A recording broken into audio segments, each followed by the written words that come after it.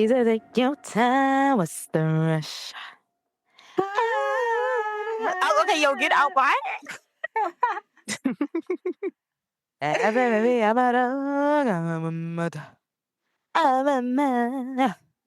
Hey, y'all.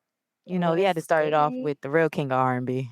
Oh, I'm crying. I will say, when that song dropped at the function last night, the people responded. Yeah, let us know what the streets talk about. They Jay. responded. They loving it. It's a hit for sure. It's a hit for sure. I mean, I tried to tell y'all, nigga. I tried to tell y'all, nigga. what's a hit though?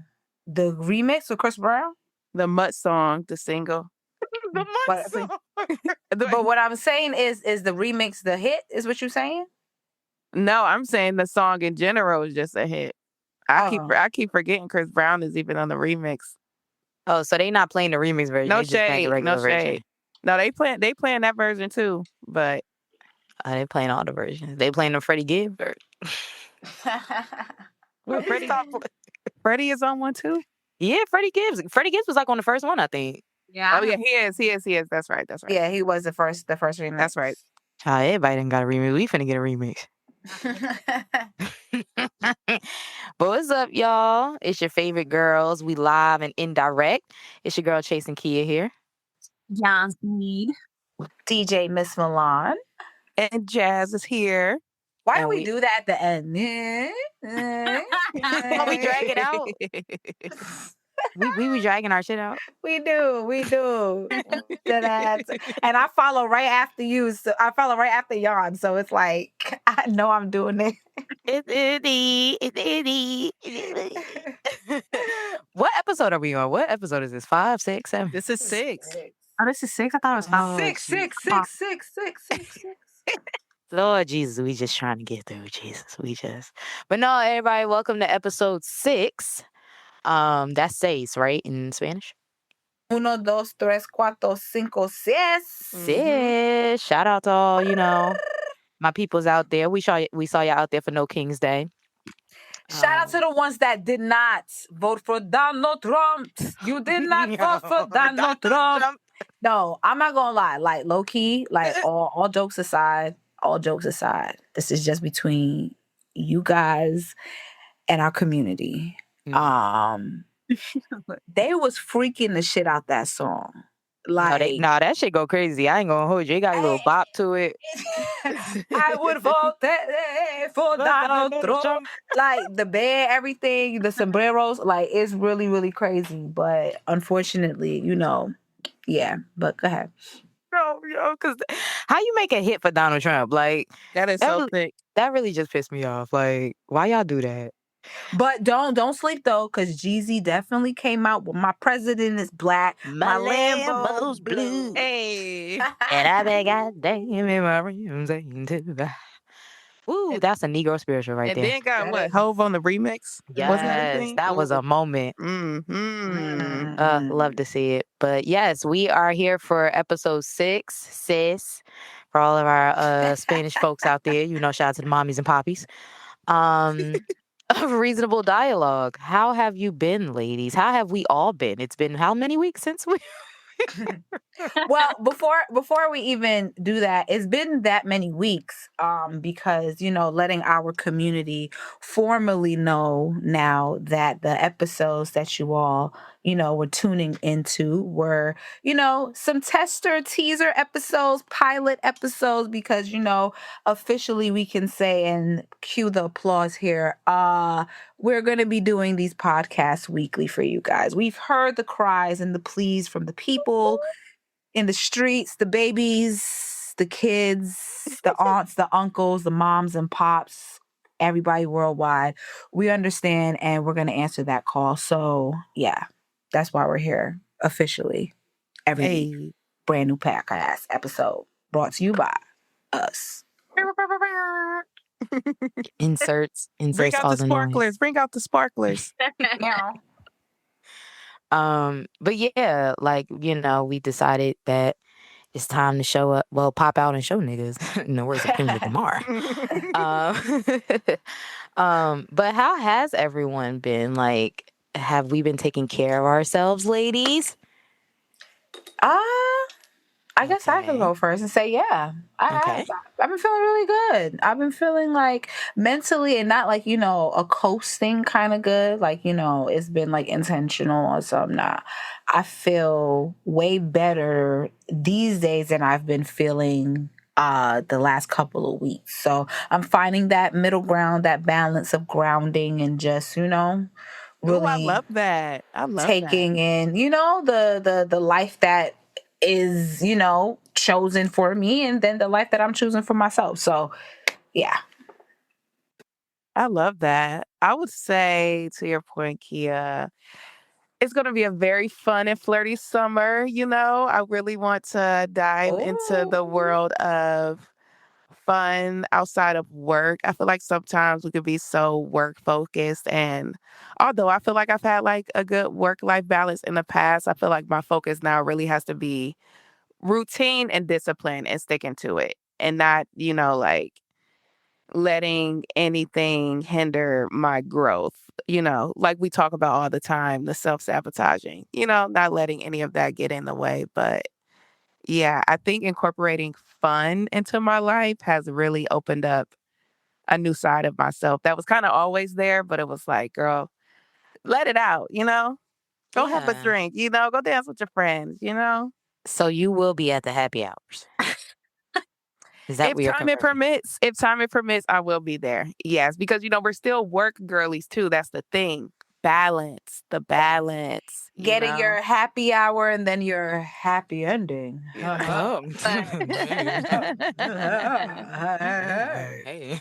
But yeah, just really, really trying to make sure a routine is there. So I yeah, love that for you, sister. thank you, sister. What about you?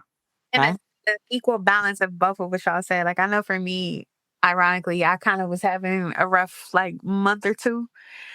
And I think like the last couple of days, I'm finally starting to get back to like my normal self and stop dissociating so much. Mm, Because that was It's okay becoming to a real dissociate. thing for me. Yeah, I don't like dissociating. That's not my Oh, never mind. not That me. ain't your Yeah. bag. Never mind. So when I'm there, I know something's off for real.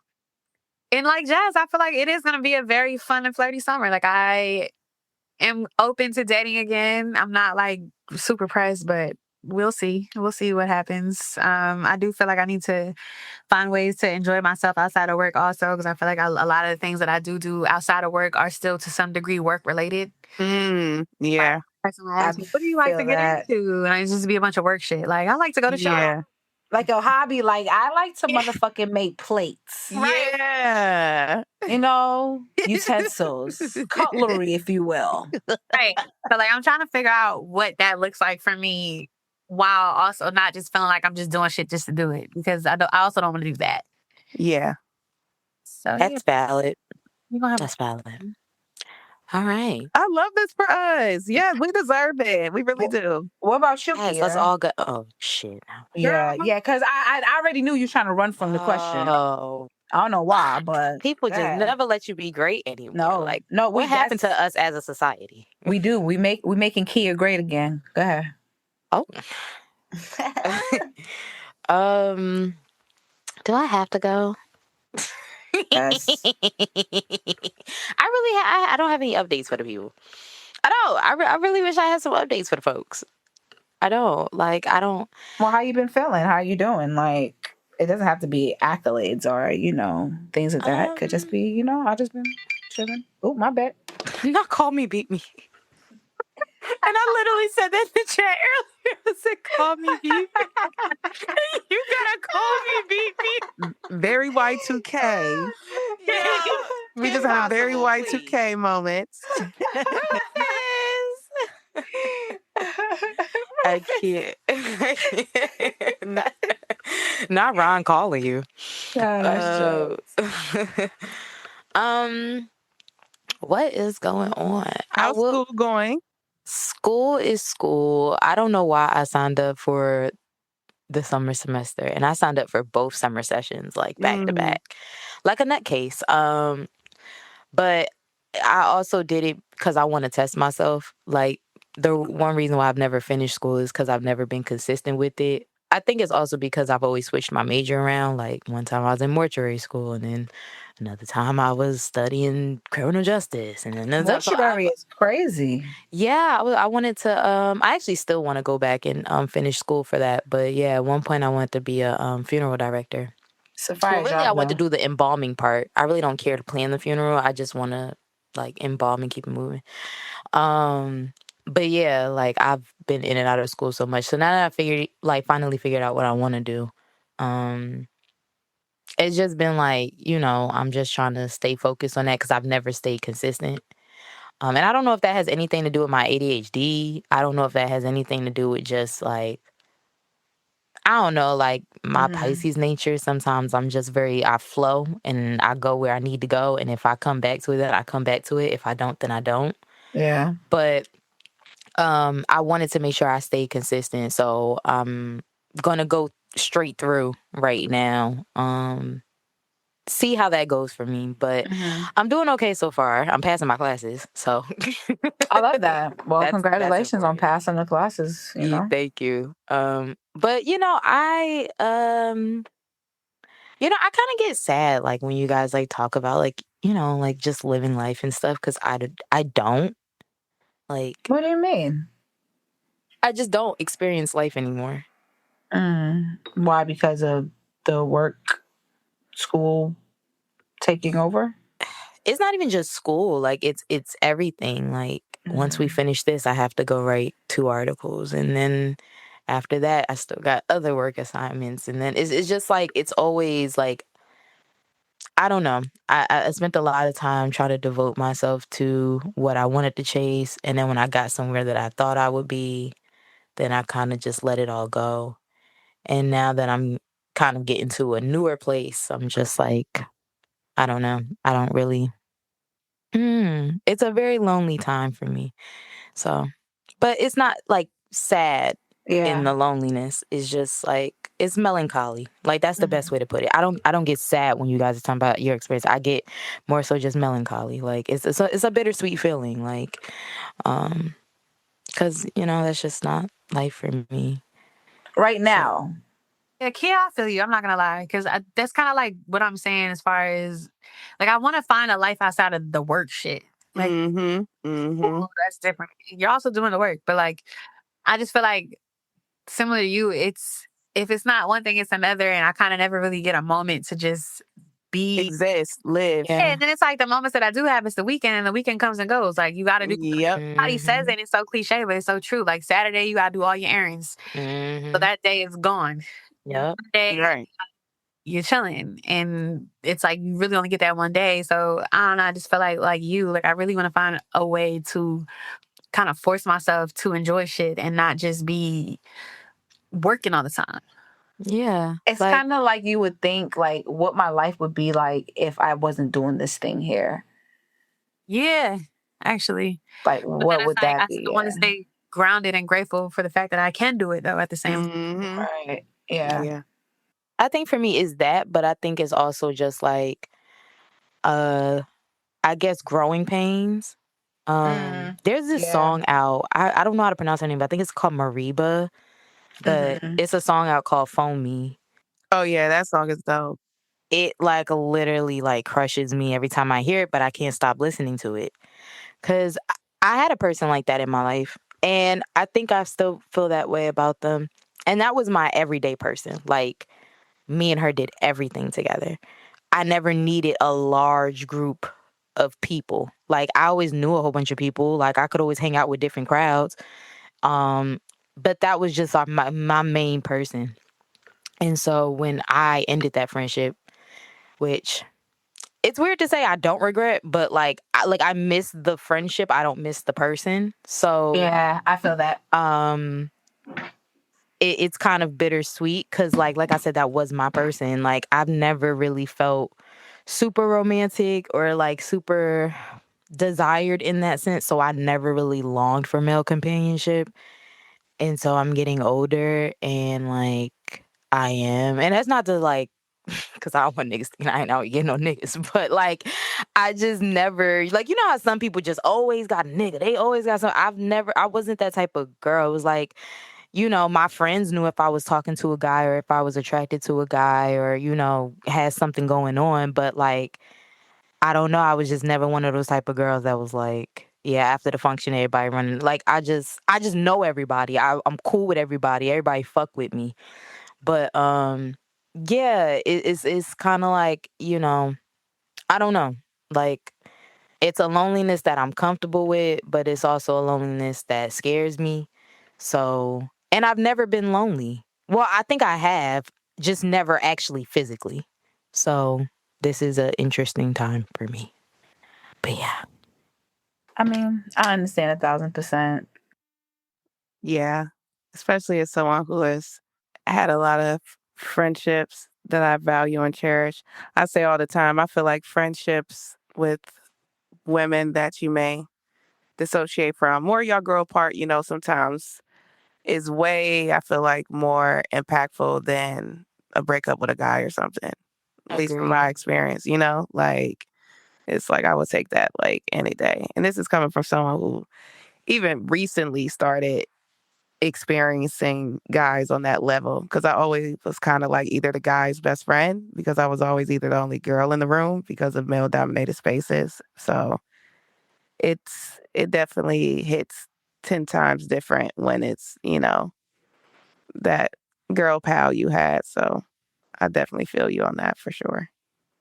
Yeah. It's just been like, I don't know. I don't know. Everybody might be different, but I've learned to just become not comfortable, but like I embrace it because like, what the fuck am I gonna do? Run from it? Like, can't mask it, Mm-hmm. Yeah. can't hide it. Why the fuck would you want to do that anyway? Yeah. I don't know. I'm the type of bitch you just got to get through some shit. So I'd rather just get the fuck through it than to sit here and play games with myself. So I feel the it's just a same way get through it too. stage. Yeah, I'm just getting through it. Got to get through it to go through it. That's true too. But when you do, shit, you be like, fuck, I hate that I had to go through this shit, but it was worth it, man. Mm-hmm. Yeah. And I like to see it a lot of ways as too. It's like us growing through it. Like I feel like a lot of times we can say we're getting through it, but we're really just growing through it. To your point earlier, I even mentioned growing pains. Like it's all really a growing experience. It's ghetto. It really is. It's The how ghetto. No, literally. It's white Ghetto. refrigerator. Like, please, let's get me a home. Please, honey. Man, I just posted earlier. This is a TikTok guy was like, bitch, if I have to go through any more fucking character development, I'm gonna become the fucking Joker. Hey, I'm crying. I'm in a Marvel movie, dead ass. Like, Right. this is Black Panther 4, 5, and 6. I'm tired of this, Grandpa. Well, that's too damn bad. Speaking of grandfathers and fathers, Oh my God, Milan, how are you about to transition this? all these kind of things. It's Speaking of Father's Day. grandfathers, it is Father's Day. Yeah. Shout out to all the daddies. Shout out to the dad. D-A, D-Y. D-Y. This goes out to all the baby daddies. What kind of daddy is that? That's a dad. Shout out to the baby daddies. Shout out to the baby daddies, the fathers, Yes, the stepfathers, the father who stepped up. Yeah. Yes. No, for real. I love my stepfather down. The father who stepped up. Yes, give him credit. You know what I'm saying? Like he did his thing. The Russells of the world. You know what I'm saying?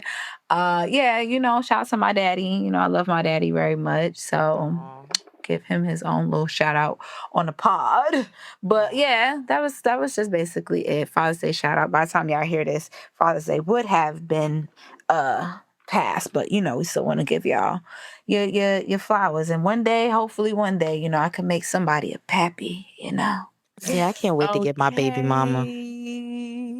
Y'all good with being a baby mama, or do you need to be married? I need to be married. Well, I'm calling my baby daddy my baby mama, so like, Yeah. thank you. I would say I would like both, but I feel like I'm still gonna be calling my husband my baby daddy. I don't know. Why is it so bad though? I don't know what the world. I mean, I don't know. I'm not okay. Maybe security wise, I could see, But I don't know. I think people put a lot of things on. What's the saying? Putting 20 on 10. Too much dip on Um, your chip. yeah, when it comes to titles, low key, because it's like the marriage is still not gonna save you from whatever potentially could happen if that nigga wanted to be trash, or she wanted to be trash for, equal sake. But at the same time, it's like like if you were the baby mama, baby daddy, and you guys just so never happened to actually have gotten married, but you guys had a great life and you raised an amazing kid, like, did that really matter because you didn't have a ring? I'm gonna be honest, that only matters to broke people. What, the marriage?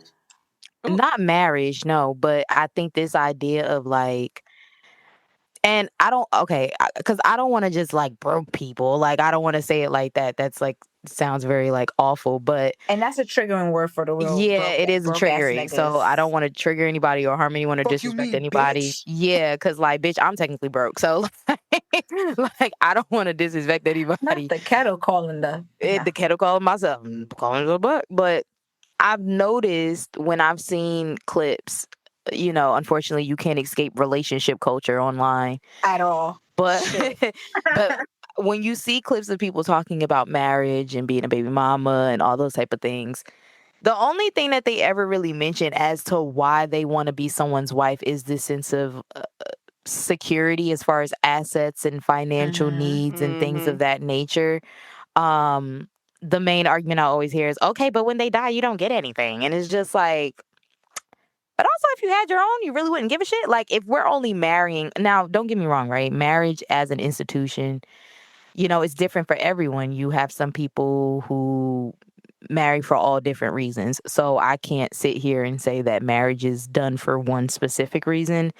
And from what I learned in my women's in history course, marriage is a bit sexist in its own identity. So Yep. yeah, because it is inherently built into gender roles, right? So like a lot of the things that we have in this country, or a lot of the ideologies we live by in this country, are because this is actually a perfect time to use my college education, because I actually learned about this in women in history.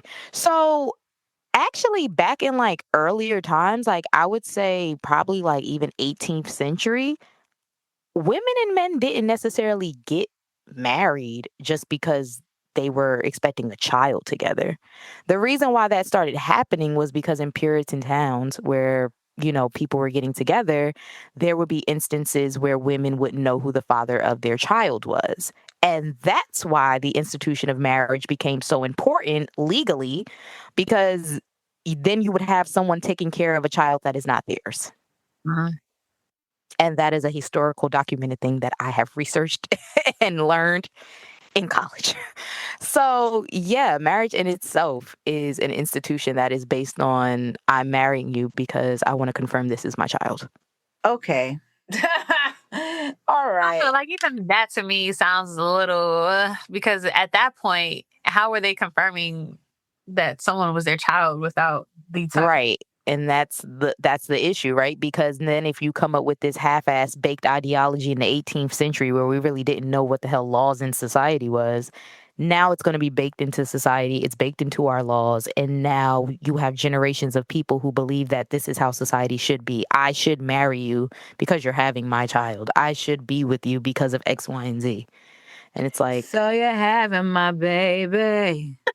And it means so much to me.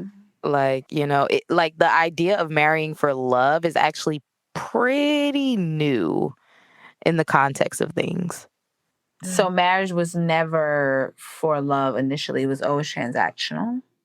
For the most part, yeah. That's not to say that it was never for love, but at the time that marriage became an institution in America, like in the 18th and 19th century, like it was a transactional thing. You had women who were marrying into upper class because they were coming from lower or middle class. So by marrying into an upper class family, it gives you status.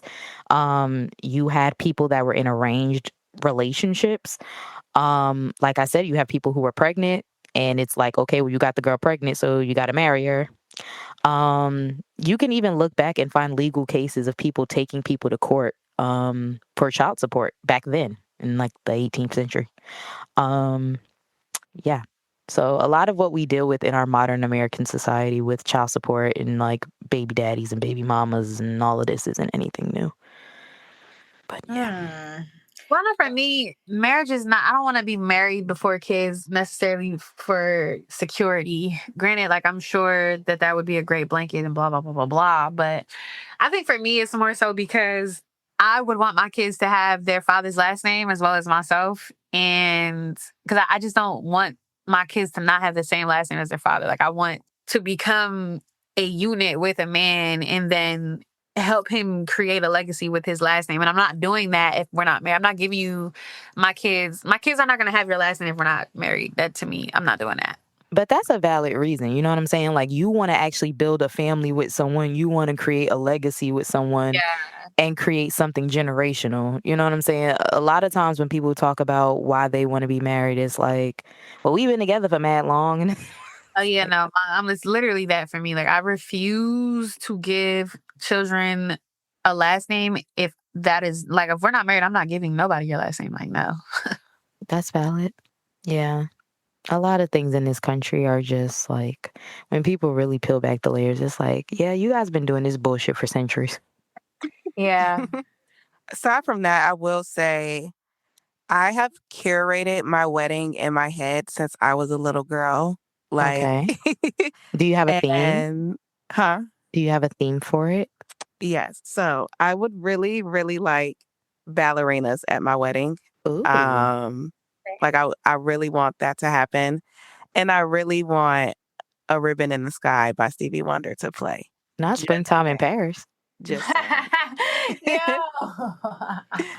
Just saying. So again, I'm here for Black love first. Let me just say that. Like, I feel like the revolutionary in me is just very, very resistant towards the idea that Black love doesn't exist or that it can't be healthy and that we can't have these young relationships, old relationships, wise relationship, long lasting relationships, whatever you want to call it. So that's another big thing for me and just our collective too, to Jan's point of just about building something generational. But also too, yeah, I definitely want that party. I want the function. I want the celebration. Like, how many people do you want at your wedding? Or are you going to be one of those people that invite? Because I've been noticing this. I've been seeing it on social media. People will invite the closest people to them to the wedding, and then they invite everyone to the reception. Yes, that has been a theme recently. It's funny you say that because my I've been invited to a wedding this summer. One of my closest good friends, shout out Michelle and Dee, they're getting married next month in Williamsburg. And they've been having like small, intimate like gatherings before the like wedding, and then they'll have like this big moment. So I've been seeing these like unique themes. I feel like my ceremony doesn't have to be big, you know. I would like that to be very intimate and, you know, small. Mhm. But I do want a huge, what do they call it? Like after that, like the reception. Oh, the reception, yeah. Oh yeah. Like I'm booking my DJs in advance, you know. DJs. Hopefully Milan is available, you know, just saying. We're having a party. But no, I am really, I want it to be a celebration of Black love. I really, really do. Like, It's a celebration, bitches. Can y'all see yourselves marrying someone outside of the African American race? No, I cannot. I will This is not. the way all of y'all said. No, I cannot. will not. I cannot. I shall not. I shan't. Respectfully, I wouldn't even date somebody outside of my race. I'm not. And I literally Same. asked myself that. I asked myself that the other day. I was like, would you really date somebody outside your race? Like, for real? Like, and I can't do it. I'm I sorry. can't do it. I can't even picture it. Yeah. I can't picture it either. Oh my gosh.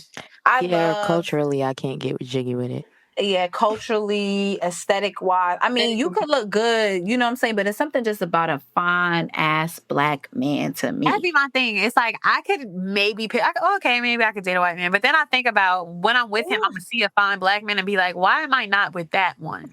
You know I'm what? not even thinking about that. I'm thinking about slavery when I'm with you in the five.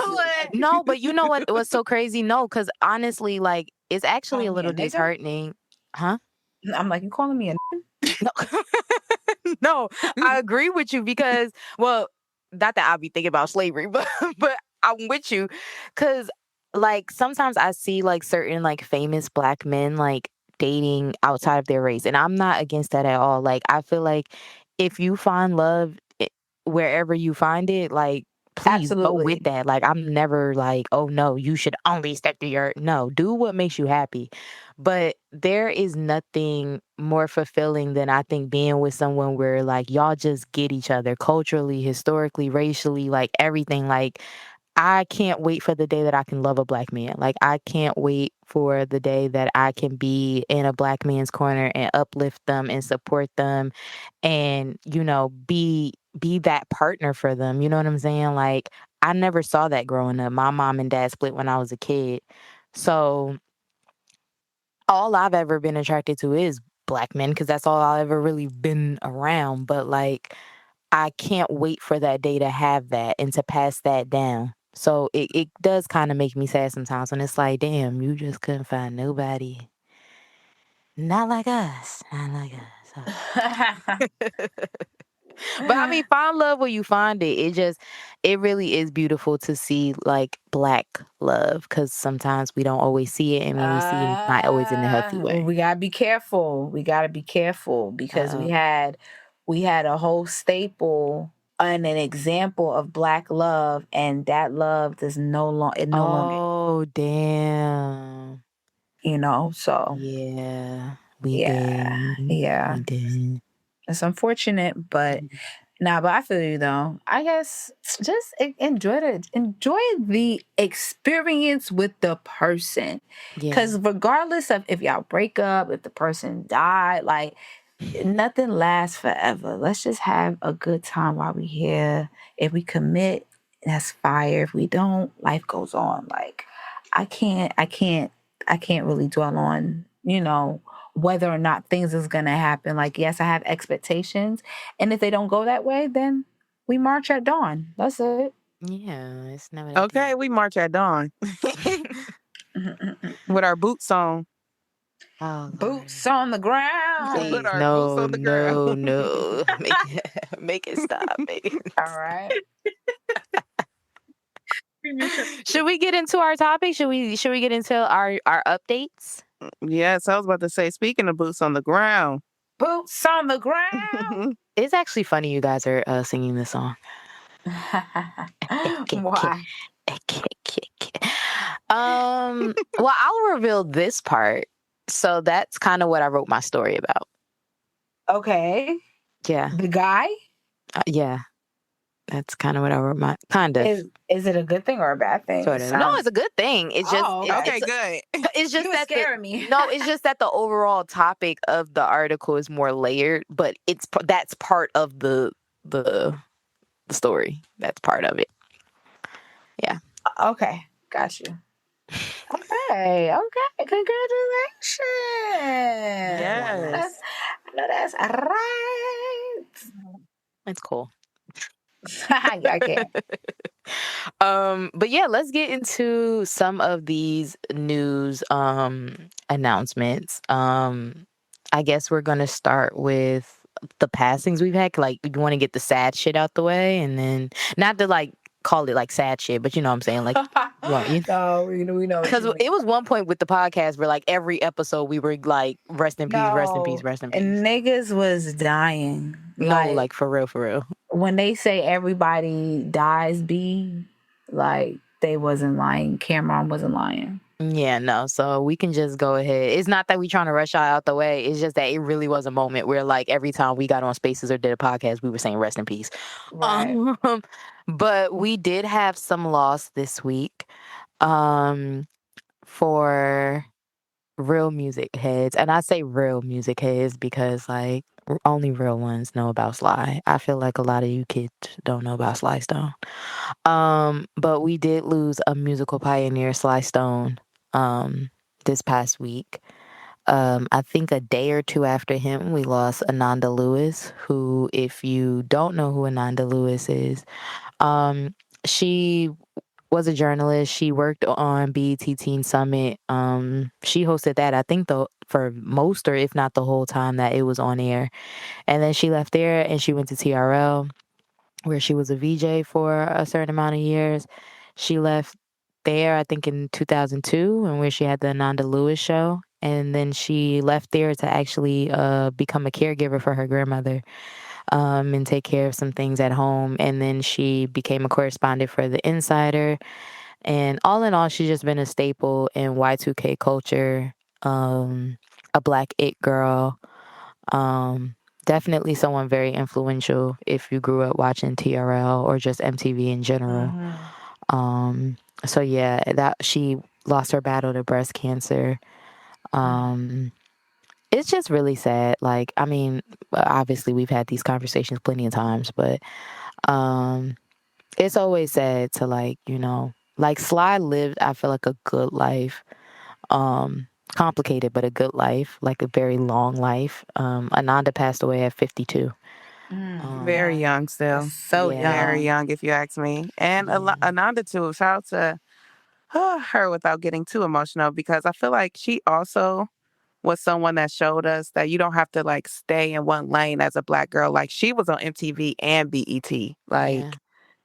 and that in itself, I think, is very impactful. Yeah, and I want to send a lot of love to like her son and her family. Her sister said she wanted to make it to her son's graduation day. He graduated from middle school, and she passed away the afternoon of his graduation. His right graduation. after? No, his graduation was that evening, so she passed away before the graduation. Oh my God. And they asked him, like, do you want to go? And he said, yeah, I do. And he walked across the stage. So I just want to send a lot of love to her son who just graduated middle school. We are all so proud of you. Her family has a GoFundMe right now to support her son's education right now. I believe it's on Nandi's, I'm so sorry. I believe it's on Ananda's Instagram. If not, I believe it's on her sister's Instagram, and I'll definitely like repost that. But yeah, I just want to send a lot of love to her son, because I can't even imagine like graduating middle school on the day your mom passed away. So I'm sending you so much love. That's always going to be a connection with that. Yeah. Man, sending love and condolences and prayers up for real. I feel like we need, like now I'm feeling like the Joe Budden podcast, like we need a song to place like after somebody like after that news, like I don't know, we need something like, ooh, we need like as long as and I'm lost without you. we gotta do something uplifting. As long as you keep your head to the sky. That's the Negro that should be the Negro national anthem, if we want to be honest. I would vote for that song. Yeah. Optimistic. I was about to say, ain't that Sounds of Blackness? Yes, Sounds of Blackness. Yeah, Yes. that's that shit. Yeah, we gotta start playing that. As long The as way how it even start, like, yeah, everybody stand up, put your motherfucking hand to your heart. Yeah. Jippy Jam and St. Louis ate that up. Shout out to them. Ooh, I didn't even know that. That's crazy. That makes a lot of sense. Yeah. Classic. Okay. Classic. Is there anything else we're missing from like flash news? I know we have our news that we're actually gonna break down, but like any of our like like flash news reports. Not the Normani soundbite. No, I don't think we have anything else. What? No, I don't think we have anything else though. Okay. So then into more depressing news. Cause why the country like this? Listen, it's some dark times. It's really some dark times out here, but we push through. But a lot of spiritual warfare going on. Lot of shit going on. But you know what's happening though? People are, in my opinion, I'm gonna be honest, I think people are finally waking up. People make bad decisions, yes, and people are experiencing what happens when you make bad decisions. There's repercussions for every action. But I feel like we're in a position where, you know, this newer generation, like, I don't know if y'all pay attention to them on TikTok, but these little niggas be spreading more information than the adults and be knowing more important information than the adults. Like, you know what I'm saying? Like, you get like viral videos of them like debating grown ass people, which is always stupid to me. Like, you know, this whole egotistical type of thing that these people who are obviously just here to just continue to create chaos the newer generation is just really, in my personal opinion, I feel like they're tapped into wanting to see change, and they're also able to change. Like, is very fascinating to see, but we're going through a lot, and it's unfortunate, but I do think the people showing up is gonna eventually definitely do something. Yeah. So for those, I mean, I don't know how you don't know what's going on, but I feel like it is important to educate those who choose to, I don't know, maybe not pay attention to what's going on. But Trump once again has decided to enact ICE as a Gestapo, and essentially harass people who are literally minding their business, in the guise under wanting to capture criminals, because he seems to think that only like the Spanish are responsible for the crime in this country, but so yeah, ICE has been doing raids in cities, mainly areas where there are large migrant communities. So that's in large cities, obviously, as well as like farm areas. Um, but then I want to say about a day or two ago, I'm trying to like get confirm that from my spectator index. He actually told ICE that they could kind of chill a bit, as far as raiding farms and raiding jobs, because some of the industries that they're raiding include migrants who work in industries that truly support the capitalism of America. Of course. So yeah, for a capitalistic angle, he decided that, maybe we should chill on ICE raids, but he still wants to come at everyone. So for his raggedy ass birthday on Saturday, we all decided to go out and celebrate America, not Trump, America. Um, and it was really nice to see everyone outside. I didn't go outside because it was pouring down raining in New Jersey and I have asthma and allergies, but I sent a lot of love and reposted things and told people information, and my mom beeped the horn with my dog Zoe in the car. So I feel like that's support. Um, but yeah, Saturday we decided that we don't believe in dictatorships, even though I thought that was why we voted, but layered convo. But yeah, so how do you guys feel about really what's going on out in California? So again, he's going to major areas and he's employing ICE, and Governor Newsom, who I think is a sociopath, but who I think would be a great president. Um, he basically said, "Bitch, if you looking for me, come find me, ho." Pussy asshole. Okay. Yeah, And I no, will really, say, like he was from on TV telling him, "Pull up, nigga." no, seriously, I will say too, from my time living in California, I will say that is one of the best governors I ever had during my time living there. That man will do his best to make sure people are taken care of. That's all I'm gonna say. Drewski's hand. Throwing up the He's a Drewski complete hands. sociopath, but I think he could really lead. I like the way he like. No I do politician is too. going to be like. I don't know why in what world people think politicians are supposed to be like. I'm trying to figure out the best way for it, but you know what I'm saying? Like they just supposed to be like, we're for the people and everything we do is great. Like no, Yeah. obviously, like it's politics. Right. But no, I fuck with Newsom because like he's like a toxic boyfriend, like. Not toxic boyfriend. Like they might talk to you crazy, but they won't let anyone else talk to you crazy. And I like those type of presidents. I don't like Trump, but I like Newsom. Um, and so yeah, LA do what LA do. And they've been out in the streets, but it's been very peaceful and it's been really nice. Everybody's been dancing and really leaving flowers, which is something they did during the Vietnam protest in the 70s. Is niggas crumping again? They are crumping. They are crumping. They are salsa-ing. They are doing the merengue. Be It's a lot going careful. on in the streets. I will fuck. Put down your throat.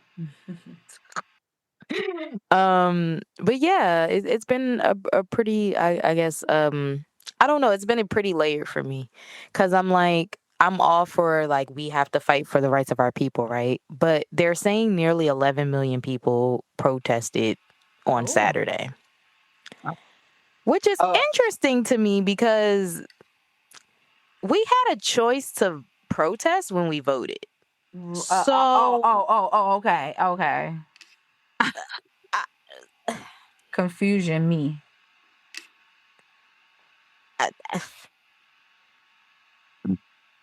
Any thoughts? I protested how long ago when we voted? But I do agree that, you guys shouldn't be taken from your families, and I'm not with this ICE shit at all. Fuck Donald Trump and fuck ICE. And if they want that, come get that. But didn't we protest in November? Yeah. We were supposed to, but unfortunately, niggas always go against their own best interests. And as long as you have people like that around, it's always going to be a little wary, And it sucks. It really fucking sucks that we all gotta suffer the fucking I didn't take the motherfucking cookies, but I'm getting my ass beat with the rest of the kids. What the fuck? Yeah, it's not really fair. That's what it feels like currently. But history repeats itself because it's not the first time, second or third time we been through this anyway. So we might as well Facts. I think that's where I'm at with it. It's just try to like change shit, niggas been protesting, honestly, for a very long time. Yeah, I don't know. I'm not mad at people who did decide. Like, I saw this funny ass TikTok of this woman, like, I was at the beach. I didn't. I went to the beach. So like, I'm not mad at people who are like, I'm not going out to protest. Like, I already did my job, because like technically that is your job as a civilian, is to vote. And to vote in the best interest of not yourself, but of the country. So if you vote in your own best interest and then it starts to affect the country, guess who it's going to affect? You. So yeah, I'm sorry. I refuse to believe that people that have like, y'all don't know how a democracy works. Yeah. I don't agree with the takes that essentially are claiming that their fight is not our fight. Like that, I don't agree with. I feel like if you don't want to protest and you don't feel like it's your fight in that sense where you need to physically take action, cool, that's your prerogative. But to act like we're fighting different fights is kind of delusional, in my opinion. And it lacks compassion and empathy. Why do you need white man paperwork? No, I agree. Yeah, I agree, but I will say I'm also not upset at the Black people that are like, I get that that's going on, but I'm focused on us. Mhm. Like, I'm not upset at that either, because I do feel like, again, we are and have been and will always be at the front lines of everything. Like, I feel like protesting looks different for everybody too, and as you get older and evolve as well. And I feel like Black people specifically have been at the heart and center of protesting for this country. And you do have some people who feel like, all right, just because we on the front lines, it's not always gonna look like that the same for us when we're fighting. So I understand that perspective too, of certain people, feeling like, well, they're not there for our fight and or our struggle and or what we may go through. They may capitalize off of whatever we're doing, but do they genuinely give a fuck about us too? And that's the disappointing part, right? Because history is so layered and complex. Because like, for instance, if I use the Black Panther Party as an example, Fred Hampton and they created the Rainbow Coalition so that the Hispanics and the Blacks, we could kind of coexist in what we're doing. And there have been moments where, like, I know Cesar Chavez and, like, I think Robert F. Kennedy and, like, Martin Luther King and everybody was, like, trying to, get in collision. So, I mean, it's been times in history where, we've kind of washed each other's backs. Ultimately, the basis of civil rights in this country is based off of the relationship that this country has had with descendants of enslaved Africans who have come to this country. So I do understand where Black people feel like, well, a lot of the rights that you guys have that you essentially like are voting against in voting for this man were built off the work of our people because that's historically accurate. um, a lot of the laws that we have that institute that we are seen as people, that we are acknowledged as such, that we have rights to vote, all of these things were fought on the backs of Black people. That is not inaccurate. However, this is also a country that, stolen land belongs to no one. So if we're fighting for civil rights for one group, isn't it supposed to be for all groups? And that's where it kind of gets tricky, right? Because then those groups have their own issues because people in the Hispanic community have talked about colorism and racial divides within their own community. So if they are having Exactly. issues in their own community, then when it comes time to voting for everyone, what's to say that they're not going to vote against the interests of not just their own community, but everyone else's as well? Exactly. And that's my thing. Our group and certain groups can think one thing. But are these groups on the same page all the time? Some people are really, really addicted to whiteness. That Just is saying. true. And Just saying. also, I think our relationship to the proximity of whiteness depends on the historical and cultural context that you have. Black people have been in this country since it founded. So, like Yeah. the natives and the descendants of enslaved Africans here in this country, we understand the demon because we've danced with the devil enough times. But when Mm-hmm. you start to have newer generations of migrants coming into this country, I learned about how when they had Ellis Island and a lot of the migrants would come through, they had social workers who worked with them to understand how democracy works, how our country works, and how things are. Of course, there were racial, and classes aspects, to it, but ultimately there is no one to properly mix the pot, if that makes sense. We're supposed to be a mixed pot or a tossed salad or whatever the fuck analogies they use in history, but yeah, it's not really that. We're supposed to be a gumbo, but we're not. Like, Yeah. anything else tragic going on in this country? Not tragic. What else we got White going on, folks? refrigerator. Oh. It really is giving white refrigerator. Well, to lighten up the mood, we might as well get into the BET Awards that came out, aired recently. Because one thing niggas gonna do, the whole world could be on fire. We gonna get together. We gonna celebrate. We gonna Okay. We gonna watch them awards. And I think we had a great time jumping on Spaces as a family to do the live portion of watching it. But now, we could give our review here on the Pod Kizzy. So what did you guys think about the BET Awards 2025 and their whole nostalgic? And shout out to everybody who tapped in with us and joked off. Y'all were funny as hell, y'all. Yeah. Y'all let a lot of jokes go. Yo, what was that joke? Oh my gosh. It was too many. The Tom Joyner one had me in tears. Yo, Tom Joyner cruise was crazy. Yo, that one was hilarious. And the Tom one that Joyner the was nigga crazy. said Benson Boone was gonna come and sing. Oh one no, song. Benson Boone to Enjoy Your Pain? Yeah, nah. Y'all had me with that one. Not Benson Boone. Yo, that shit had me in tears. Like Yeah, that was a Benson good one. Boone singing Joy and Pain.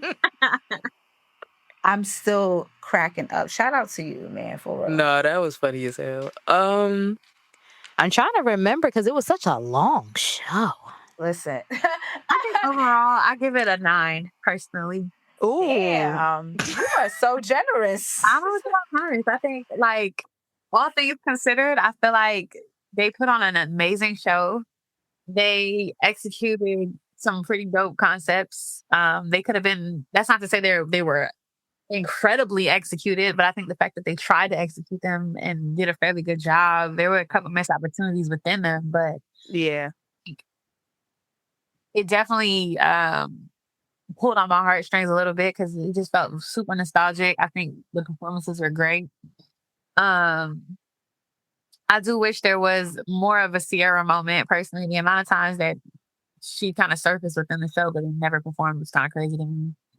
And then there also was a Bow Wow performance, and I understand apparently there's this whole thing with her not wanting to perform with him, but even then it's like, well, then you could have did something on Goodies. Ludacris was there, he could have performed his verse.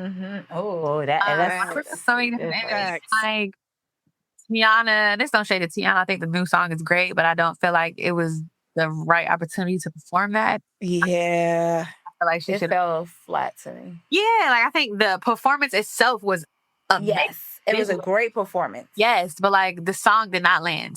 On mute, yes, it gives. So I would have loved to see her perform something from her last album, or even like the new song she has with Sierra. Like that would have. Yeah. Why didn't they do that? That would have been fire. There's just so many different things that could have happened there. I was just like, this fell flat a little bit. With as far as like the missed opportunities, not her.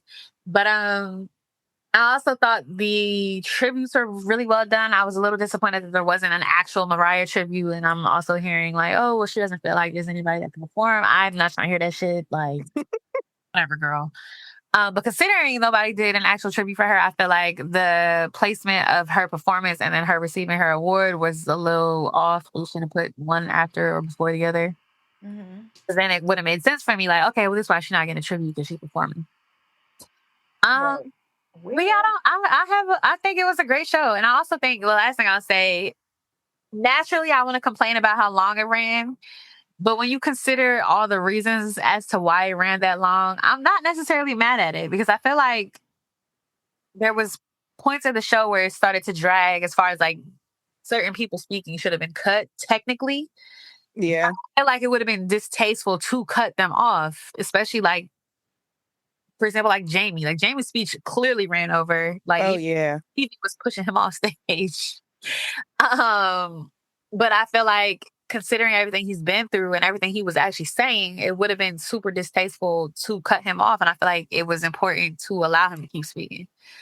And I think that showed up a couple times where just people were speaking and they were making amazing points and just had great things to say and impactful things to say. So it just would not have felt right to cut them off. But hello, we got to wrap it up. Yeah, but then that means we get a longer show. So it kind of is what it is. I feel like if the shit was trash, I would have been annoyed at the time, but I just feel like everything felt necessary. It makes sense why the Grammys had the music when they Yeah, they don't play. Yeah, they don't trying to play. get you off that stage, honey. What did you guys think, Chaz and Milan? Go ahead, Jess. I'm gonna give it an 8.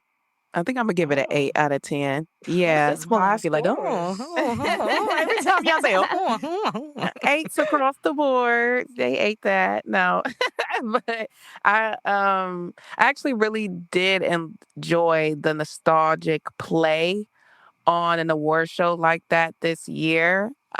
Because one, not only was it a great marketing play, it really was, but two, I just really love it for Gen Alpha. Like when we think about BET 106 in Park, how that was so like impactful for us growing up. You know, some of those shows, moments people host help shape, you know, who we are, what we wanted to do today. You know, we were mentioning Ananda Lewis earlier. Like, you know, that's somebody that I thought about during the 106 in Park moment. I would have loved to see, and that's another thing too, to Jan's point, there's so much that could have been done. Like we were mentioning even on the spaces, how I feel like the 106 in Park moment, I would have loved to even see maybe like a little Aaliyah moment or like rest in, you know, power peace moment, because there were so many unique artists and their, you know, runways and walkthroughs when they were coming up that are so essential to like 106 in Park.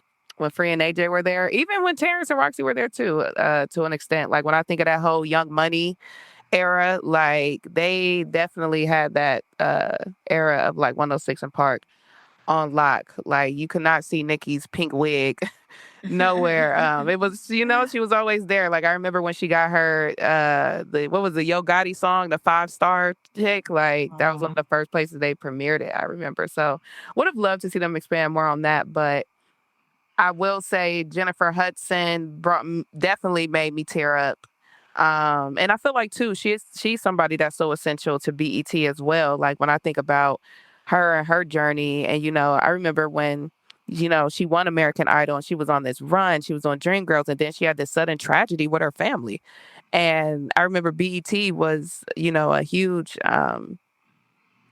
medium in terms of getting information on that when Jennifer Hudson went through that. So there were so many moments that I did appreciate that I feel like our younger, nieces, nephews, and people coming up could really not only like see and learn from, but could also do some history. And I also really enjoyed Quad is Kept. I enjoy what I call the BET rated R hip hop moment segment, like when they did the whole Playboy Cardi thing. Yeah, shout out to Gen Z in the building. Like I fucked with that because I feel like Playboy Cardi is in an interesting time in his life, and this is coming from somebody that ain't never kind of been a part of that Playboy Cardi audience. Like I know it's there, the XX Tentacion's, the Playboy Cardis, I don't know what you call that whole like emo soundtrack. I mean SoundCloud rap era. It's like I always knew it was present, but I like to see like now what I would call the young OGs, like Kendrick, like stand up and kind of enjoy themselves during that moment. Like that's what I enjoyed about this show. Like I feel like BET did their best to cater to every unique sector of Black culture. Like, if that makes sense. And shout out to our girl Blue Ivy for winning the Young Stars Award because she has been killing it on the Cowboy Tour. So I like that. But yeah, those are my thoughts. I'm gonna pass it to my sis. What'd you think? Yeah, it was long. It was very long. I dozed off a few times, I'm not gonna lie. After who was my most favorite performance? I think I liked the most, honestly, would be the whole like nostalgia of the 106 in Park, like little thing. The only thing that I kind of wish, like I think we said this in the spaces or in the chat or whatever, is that I wish they would have just kind of made it a reoccurring thing throughout. You know what I'm saying? Like kind of make it if that was what would they call it? The 25 years of it being on air, but I don't know how is it 25 years? I don't know. That's crazy. But yeah, it was just I feel like some of the scripting was just a little too overbearing. It's like, okay, we get it. Like, why are we still in this scene? Could we move on to the next thing, please? Because, like, we want to see the performances and we want to get to, like, the meat and potatoes. But I will say on the upside of things, the representation this year was at its highest, to be completely real. I feel like having Kendrick, SZA, then you have Jamie Foxx, Mariah Carey, Snoop Dogg getting his icon, which we could talk about this as well. Snoop even being invited to have the icon award, hence him performing at Trump's party or whatever it is that he had going on not too long ago. And, they canceled Chrisette Michelle for her doing what was it, the inauguration event or whatever. But yeah.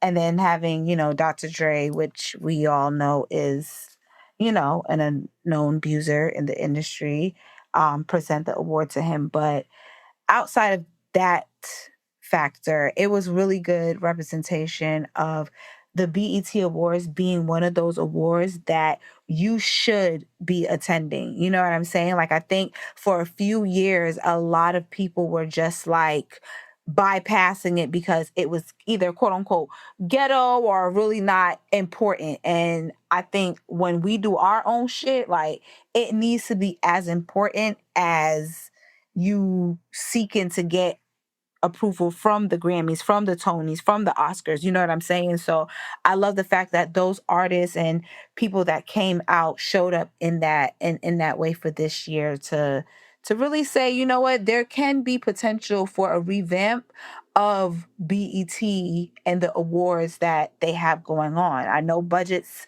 matter, of course, but I believe it can be done. This year showed us that there is a possibilities. And then if you just have the surrounding BET weekend activation super popping, like BET weekend is gonna be one of them ones where everybody and their mama gonna want to pop out to again. It's gonna be like, nah, we gotta, you know what I'm saying? Reasonable Dialogue got invited to do a pop out speeching at a brunch real quick. You know what I'm saying? But it was cool though. What I would rate it, I'll give it a good 6. Damn, tough crowd. Yeah, that's crazy going from like 8 and 9 to a 6. Damn. Okay, 7. No, I mean if that's your score, stay to it. It's just interesting seeing how that went. That was a sharp decline. It's a 6 for you. That was a sharp decline. But I knew Milan was gonna be on that time when she was like, I know, because as soon as I said 9, she was like, no. every single time y'all say something, oh, I was shocked. it was shocking. It was a good awards, but you know, Yeah. Oh, that's swell. Shout out to BT. Black entertainment television. Yeah. Love to see it. Well, are we gonna talk about the Grammys being Oh yeah. We caught their bag. The Grammys Grammying. Grammying again? We caught your Yeah. bag.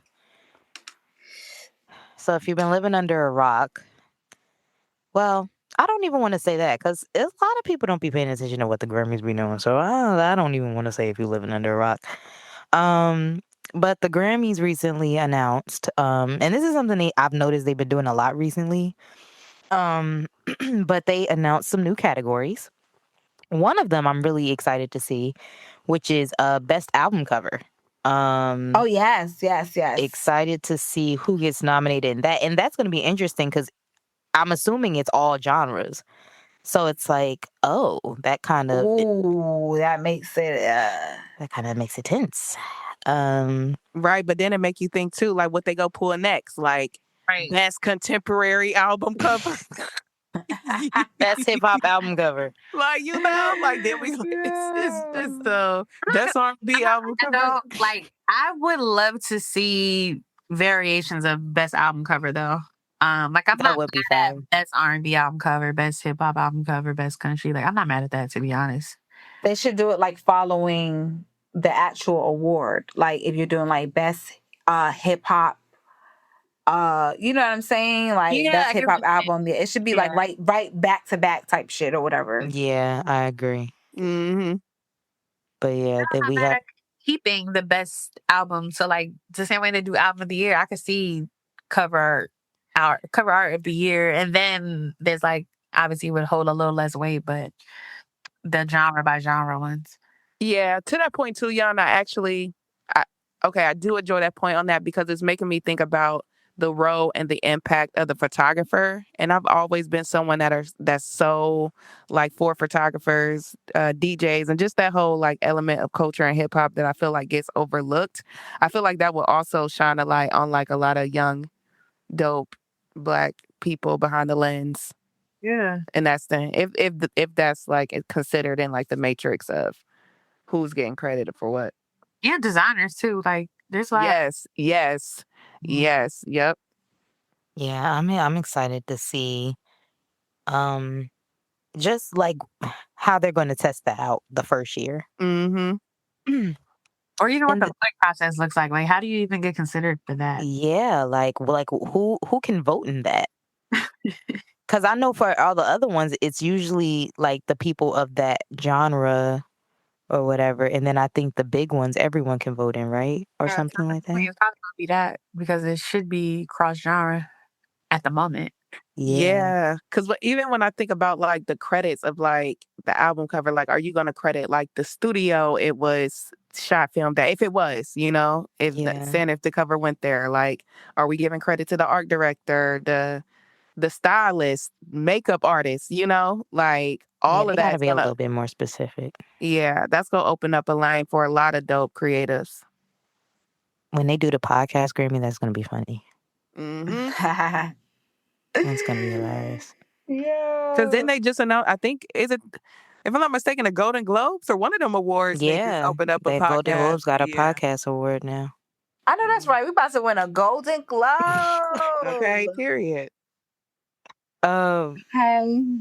But the Grammys have also added 2 new categories, guys. One is Best Traditional Country Album, and the other is Best Modern Country Album. Okay. Wait, so are they keeping Best Country Okay. Album, or are they splitting it into those It's two? split. So now Best Country Album is in 2 categories. Yeah. I will say, if you're looking at it from a bird's eye view and you're not considering the album that just won, I think it is good for the genre, considering the way that it helped the R&B space in particular with traditional versus I think, what was it? I think it is contemporary R&B. They got it as. Yeah. And I think that did help because it created more space for artists who weren't squarely in the traditional bucket who still deserve to be nominated for those awards. That's true. That's true. Thinking it from that point of view, I could see this being huge. But considering that this comes after Beyonce winning and a lot of them country people not wanting her in the space, it's like, we see what you are. Yes. Yes. We know exactly what you are. Shit. Yeah, great, but also fucking right. Okay. Yeah, we think you're really amazing.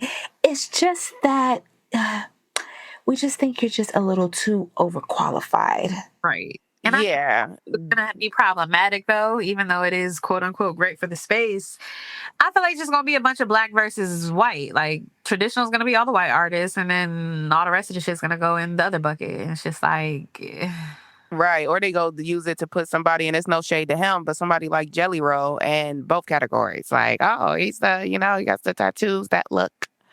Okay, devil's advocate. You know how they here. be thinking sometimes. Oh, but boy. I also feel like because of Shabuzi and Lil Nas X over the years, I feel like their growth in the space has also created this frenzy amongst them. I don't think this is a bad thing. Because let's be real. Beyonce's never making a country album again. So I'm not mad at them for acknowledging, hey, we've reached a point where country has evolved. And to make more space for the Jelly Rolls or the Shabuzis, they need their own category to compete. Because maybe she did kind of prove a point that you can't really define country anymore as one thing. Like, traditional country has a specific sound, but now there's a whole new side of country. I get So, what you're like, saying. we can't. She got the win, so the win has to mean something, right? Like, there has to be something that comes from that. It can't just be Beyonce won album of the year off this country album, and then we just keep moving. Like, it has to be something that shows we heard you. We got the point. And I think that's kind of what it is. It feels racial, yeah, but also, like, I think this is their way of acknowledging, like, you're right. Because at the end of the day, I don't think it was the people that voted at that Academy that were mad because they voted for her to win Best Country Album and Album of the Year. So clearly the people in country, as well as other people, thought she deserved that. That was the CMAs and A bullshit. So I think it's the Grammy saying, okay, I heard you. Yeah, I feel like it's that side of it, but I also think too, like, beyond racial, I just feel like sometimes when they do that little shit, and it's not even just the Grammys, we can use it for so many different examples. Like, even recently with the NFL and just, what they recently did with their draft, it's just like some of this shit just be feeling like a slight. Yeah. Like, What did they recently do? Because I don't pay attention to sports. So what did they recently do? Like with Shador Sanders, like, he was clearly one of the, like, top picks in the world, but y'all waited till, like, the 4th, 5th, to kind of claim him. Like, or even the shit they do with, like, Angel Reese. Like, I'm just using it as an analogy, but I just feel like sometimes when we're so great, they do things to make it feel like a slight. And in this instance, like, yes, I see that it can, definitely be beneficial. Like, I don't think it's a bad thing. However, on the other side of it, I do think sometimes there's these little, like, jabs niggas like to take at just Black success that is just like, uh, yeah, you great, but also let me just do that. But I don't know. That's just me. And never just give them 100% without like cutting something. Yeah, it's just always a little like backhanded compliment. That's what they. Yes. But is that affecting Beyonce or is that affecting everyone else? Because like I said, she already got her wins and she's probably never going to make another country album again. So who is that really affecting? Is that I'm not affecting even her thinking or? just Beyonce. I'm thinking about the future of like Yeah, so country and we're not even people talking about her. We're just talking watching. about everybody after her. I mean, we're talking about her because she's being mentioned within this, conversation with country album because it followed after that. But yeah, I feel like it'd be slights at her too. They've been trying to slight her for years. But Yeah. she won album of the year. Like Well, my she got thing is, she got the awards. Your question, it's kind of like, yeah, you got the award, but now we're basically saying, however, if we had this other category in place, you would not have won Best Country Album. You Yeah, probably- it's kind of like similar to the backhanded compliments they've been giving like sinners. Just little like shit that people just like to just throw when we're having a good time. So it's almost like, yeah, you got this year because we ain't do this, but going forward, this ain't happening again. Yeah. I mean, even her wins are like layered, right? Because like we had that conversation about, is she winning because it's a great album or is she winning because this is overdue? Her husband said so. Like even her win is like the Grammys is kind of always hard to argue, or not even argue, but just try to figure out what their frame of mind is. Because as we've seen time and time again, we can never really figure out why they make the decisions they make or why people vote the way they vote. It's one of those award shows. It's like the Oscars. Like those two are the shows that like you don't, unless you really like in them organizations, you don't really understand. But that's what I'm saying. This is bigger than just like a Grammy thing. Like I'm talking like Black culture specifically. Like whenever there's a win or there's 10s across the board, there's always like this black-handed compliment or, oh, we're going to change this. Like, so I see that side of why certain people are like side-eyeing it or being like frustrated, but it shows up in so many different spaces when this happens. I agree, personally.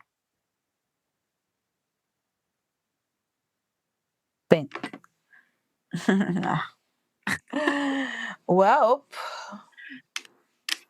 the real yappers. What else we got on this docket here? The real yappers.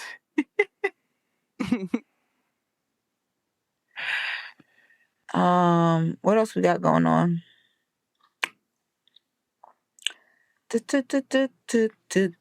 Lil Wayne. And he performed at the BET Awards too. I was actually surprised to see that. I wasn't expecting him to pop up on stage. Shotta said a nigga that shit ain't shit. What songs did he perform again? I forgot. He performed the opening track intro to the new album and then a Millie. I feel like that was a poor choice. A Millie, I think he should have started with a Millie. I think I have a problem. I have a problem with artists performing songs, and I get it. Like it's like, the mention of Kendrick performing songs from GNX at the Super Bowl, but he's Kendrick Lamar, number one. Number two, he just has a project that just dropped that is something he's gonna promote on the biggest stage in the, in that regard. But when you are an artist and you're like performing new songs, for us, I don't think it hits us the same. Like, I'm sorry, I say that again. The Tiana Taylor performance, for me, it's a great ass performance. Like, she can perform, but I had no connection because I don't know the song. Although, yes, everybody got to take their time to really digest music, but don't really know the song. Haven't heard anything nostalgic to even make me be like, oh, give me that feeling or something like that. Like, and I just hate that, the performances kind of get wasted on like, new songs and shit like that. Like even Mariah Carey, like, you know, she performed a new song, no? From her. She did, but to be fair, I Unless you're gonna do a melody. Okay, Yeah, cool. that's what I was gonna say. I feel Well, like it should be placed better. Like if we're gonna do a new song, then like I don't know, jerk us off a little bit with well, something. okay. So like for instance, Jay-Z, he debuted Izzo at the BET Awards. First time anyone had ever heard it was at the BET Awards, and people absolutely lost their mind. Now, of course, I don't remember that. I was around, but I don't remember it. But there have been moments where artists have debuted a song, or at least had just dropped a song and then performed it. I think Milan touched on that. I think the key there is the caliber of the artist. You talking about Jay-Z versus So, well, I was trying to finish the point. So, like, for instance, when Beyonce performed at the Super Bowl and she did Formation, she had just dropped that the day before. And I think it worked because it's a good song. Like, Formation in itself is just a great song. I think if she would have performed it the day it came out or a week later, it's a great song.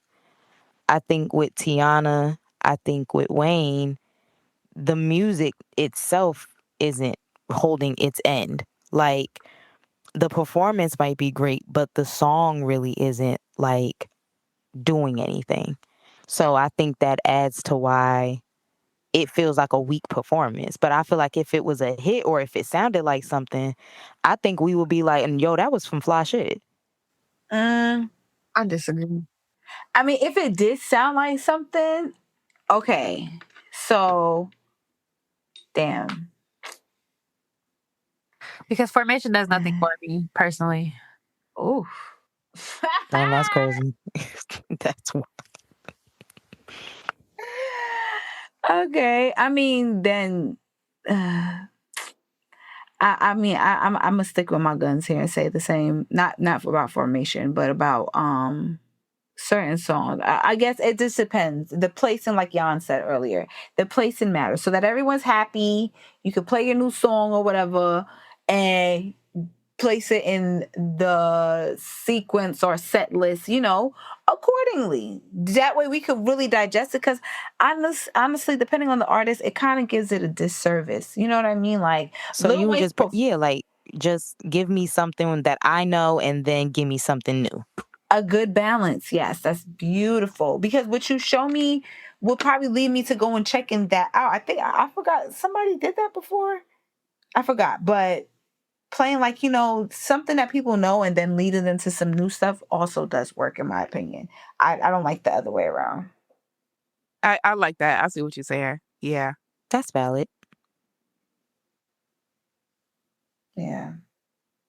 Well, yeah, I don't have no more to say about Wayne. I have cussed him out enough about that project. I have literally nothing. And then Reginae is cussing everybody out because they don't like the album. So I don't. What is Reginae saying? She went on TikTok and was like, y'all over. Yes. Not Reginae in the field. Fighting the stage. She was on TikTok talking about y'all over here talking about because you can't do TikTok dances to it, it's not a good album. This is an album that can be played in malls and in arenas and in very global places. And it is a very diverse album. And y'all just mad because y'all can't do y'all TikTok dances to him. But he worked his ass off and he's spitting some real shit on that album. Well, let's play devil's advocate. The younger demo actually thinks it's a great album. It's the demo who has grown up with Lil Wayne that feels like the album sucks. Interesting. Now that is very, very interesting. I haven't really like dived in as much on the Wayne discourse as I really want to, but I find that take very, very unique. I feel like that shit is very predictable because if you look at the music that the younger demo is drawn to, it's not really that quality anyway. So, Yeah. the floor for them. No, I agree. And to your point, I also feel like they've experienced two different versions of Wayne that we've experienced. Mm. To that point too. Like, and that's not to discredit like the younger generation that has done the research or has went back or genuinely like is a lover fan of music, because I, love like, youth culture too. So I'm not trying to slight that either as well. However, I do think us having like, the Drought 3 and all these different movies literally ingrained in our veins, it definitely, we may go into it with a different expectation compared to the other generation. That's why I find that take very unique. Absolutely. And I think we've also had comparable case studies where the quality of the music just keeps evolving. So it's like, Yeah. I don't really get a pass. Not for us anyway. So. Wow.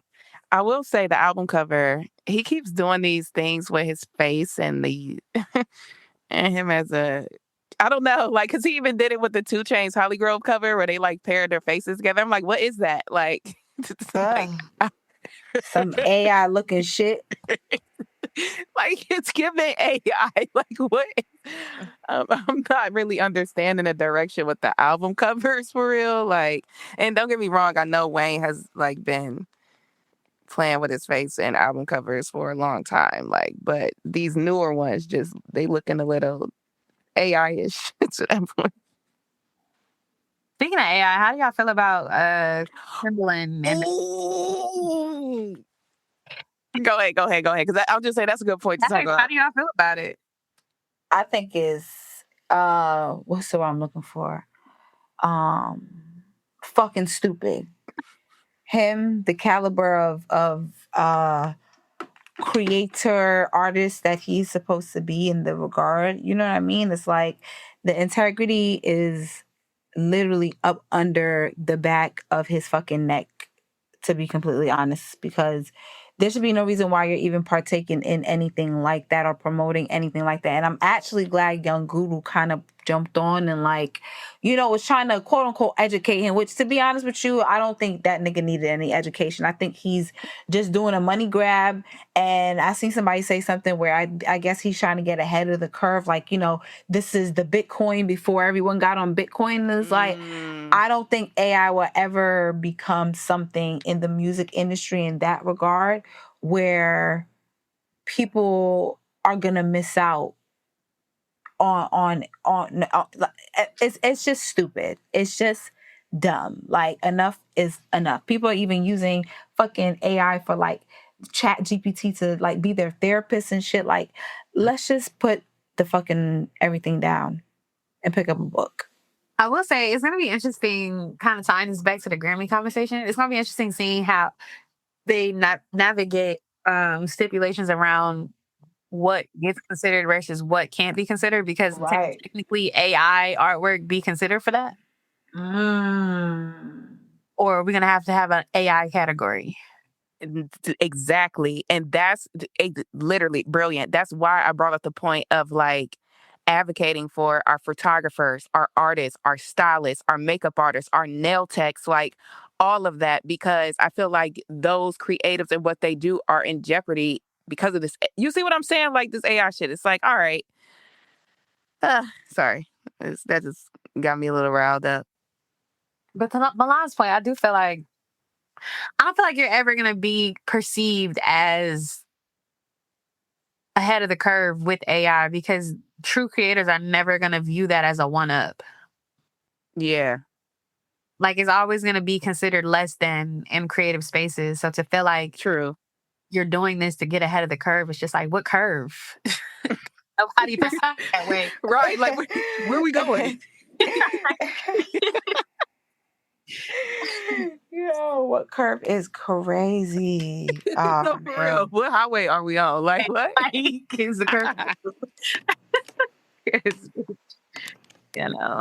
And it's unfortunate too, like what he's doing to his legacy. Because I just feel like I have not seen a single person applauding him for that. Nobody likes that shit at all. But they also are saying that this is nothing new, that Timbaland actually has been accused, allegedly, of course, of stealing producers and just putting his name on it type thing, which is not to be fair, not that that's good. I'm saying to be honest, that's what they say a lot of the big time producers end up doing. Like, the smaller producers, they'll work with them and they'll take their, production and make it their own. And now it's like, oh, this is, mustard on the beat. You know what I'm saying? And it's like, ooh, that's crazy. But I don't know, man. Is the game or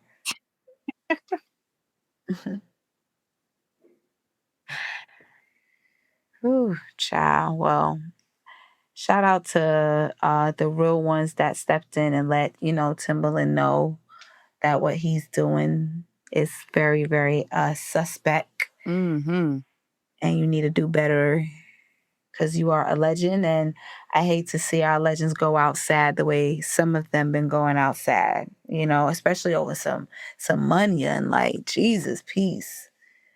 But I mean, people are getting exposed for a reason too. So you might as well make sure your shit is clean if you can. Hello. Hello. Anyways, well, guys, I think we've hit a lot of things on our docket here. And I think it's time for one of my favorite segments of the podcast.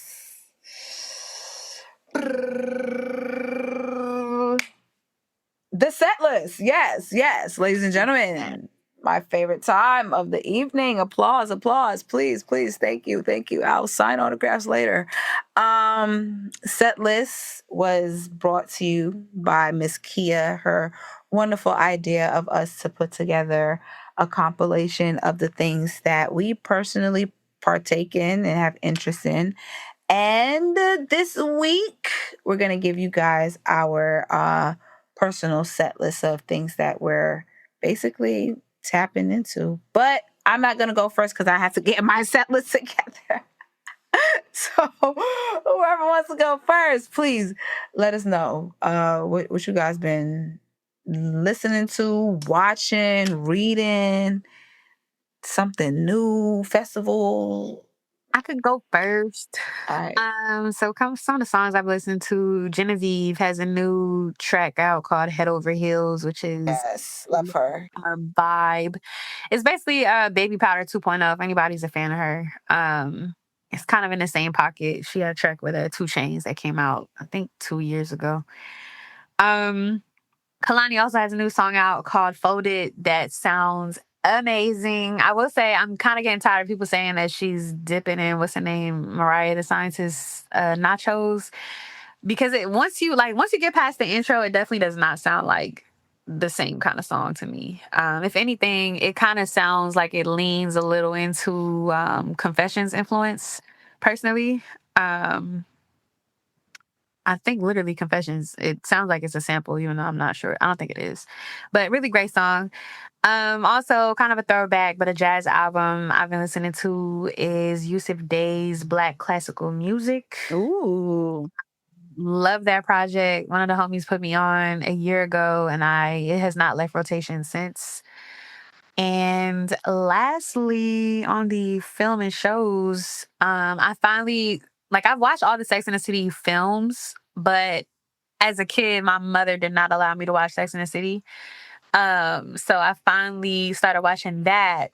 And it's actually been a really dope experience watching through all the different episodes because one thing, I think we actually had a conversation about this the other day. I feel like it's so interesting hearing some of the conversation points that they have regarding relationships and dating and are we sluts and shit like that. And it's just been just so unironic to hear that a lot of the stuff that they're dealing with is literally the same exact shit that we're dealing with. And it kind of makes me feel like, is the dating pool shitty or is this just dating pool? Because that shit was made in the 90s and they dealing with literally word for word the exact same shit that we deal with on a dating tip with these men. And it's just I think men are just like that.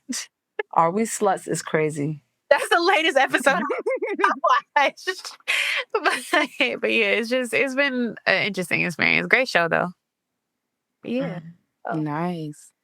Well, I'll follow up, sis. I have been, am I the shy bag? So The Shy season 7 is back. We got this inside joke where we always say The Shy be all over the place, but I will say, I really do enjoy seeing an all black show, especially a show also too that's based in the Midwest, because I feel like we don't always really see that side of black culture seen on television. But for them to be in their 7th season and to be renewed for 8, like I have to clap. So The Shy season 7 is on my list. Also, too, it's Juneteenth week. Hey, so shout out to all of us who get off on Juneteenth or is gonna do what we want to do on Juneteenth. Dope events that are happening. If you're in New York City, our boy More Soup Please is having an event. It's an RSVP Please Juneteenth event. Milan, I know you're also doing some Juneteenth celebrations. So yeah, if you are in that space, check out some of the dope events that are happening in your area for Juneteenth. So yeah, I'll say that. It's also Black Music Month. So for Black Music Month, I wanted to highlight. I've been listening to a lot of Ombre recently, and I feel like that track that album was the Love 3000 her. album. Yes, the album that the Chop Not Slop version of 3 is it 3000? Is that how you say it? Yeah. It got the track on Baby on it, but I've been revisiting that album a lot. So I want to put that on there. Also, too, shout out to the Clipse. I feel like the Clipse got one of the most highly anticipated hip hop albums that's going to be dropping this year. Their track Ace Trumpets is out.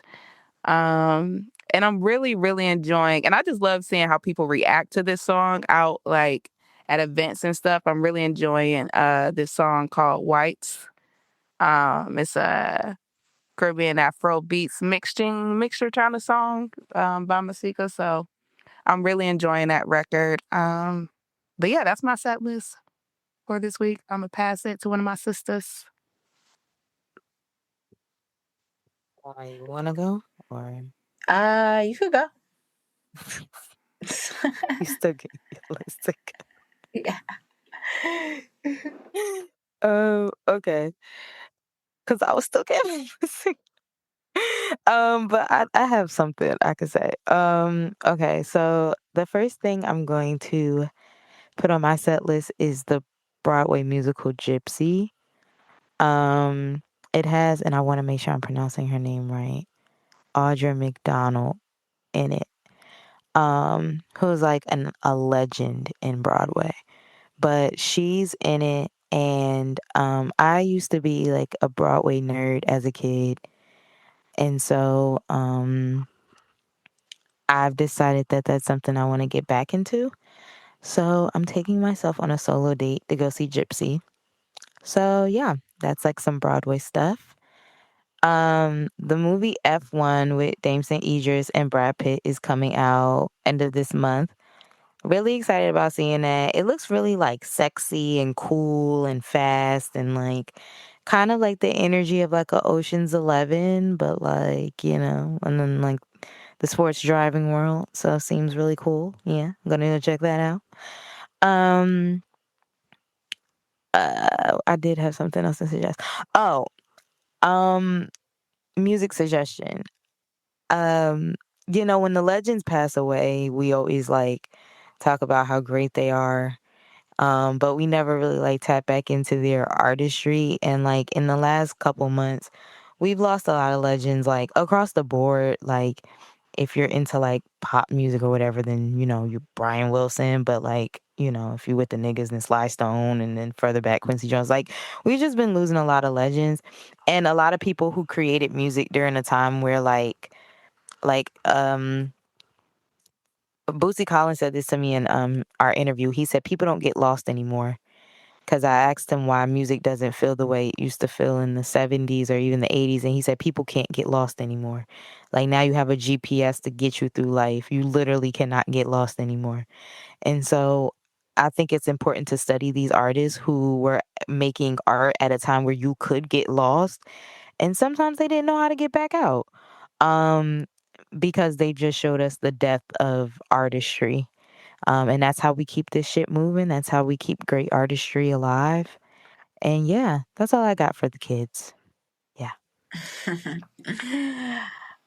Okay. So on my set list, I am listening to some music because I'm getting back into the groove of like searching for some good gems, you know what I'm saying, especially when it comes to the indie artist space. I put out a tweet recently just asking if there's anybody that wants to share a music link with the kid so I could create a brand new playlist that's going to feature some indie artists. Thinking of doing it for Reasonable Dialogue, a playlist that Reasonable Dialogue is highlighting for the indie artists, because I got a lot of submission, like over 200 plus mentions of people sending me their music links. So definitely excited to go through those. But what I am listening to currently, I don't want to mispronounce her name, but is it Lakili? Lakili 47? 47? Yes. Yeah. Fire. She recently just dropped a project, Lakili featuring 47, which is hard. So it's like she's going through a transformation because, she's a rapper who usually has her bandana mask thing on her face. Like that's part of like, the aesthetic of her as an artist.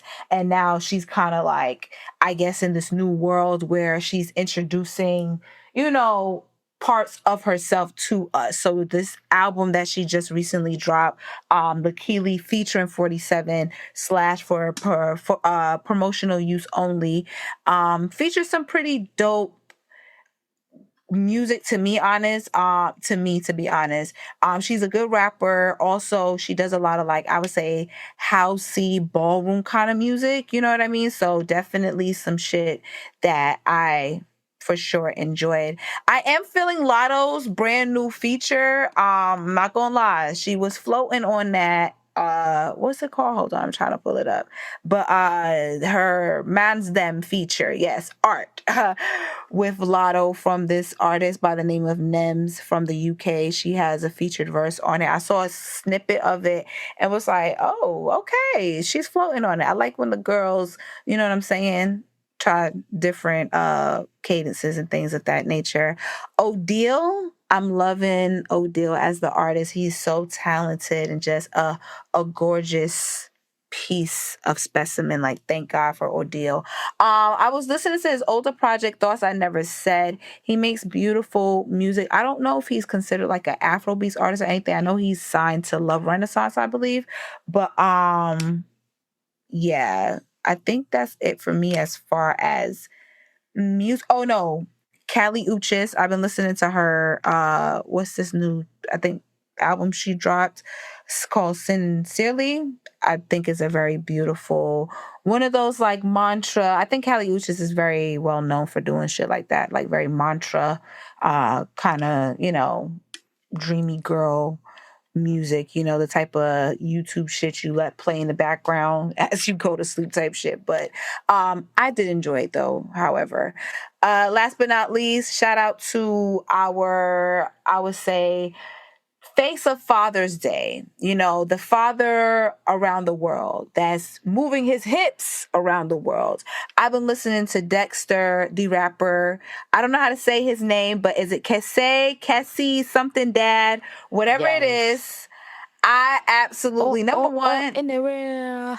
I absolutely love that song, but the video made it 10 times. Well, the cadence of it. I love the cadence of the host, and you know what I'm saying, how he was flexing on the beat. But I love it, and I love the father. His hips do not lie. Shakira, count your fucking days.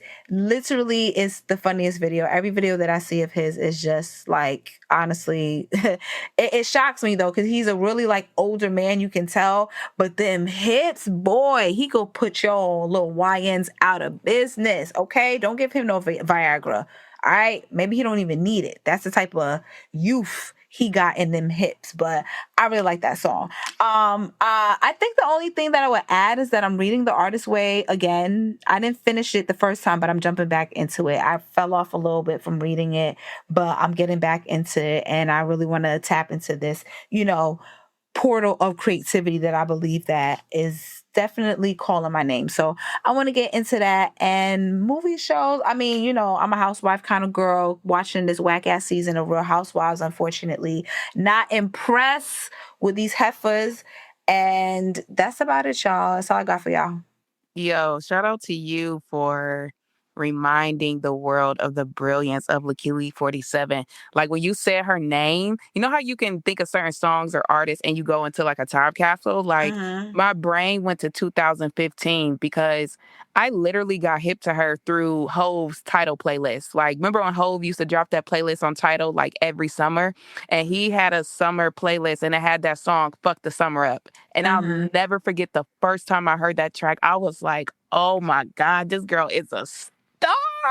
Like, and to see how she's evolved, like her album cover from then to now, like, wow. And this is what I mean, like, enjoying the people who are eventually like gonna have their moment. Like, I don't know, I call it that Jasmine Sutherland moment, but this is fire. This is fire.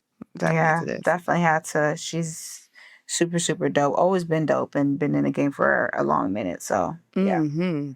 And this cover is beautiful. Like, oh my God. Black girls in blue lights. Hello, Beyonce, you lied. All right, y'all. my social meter is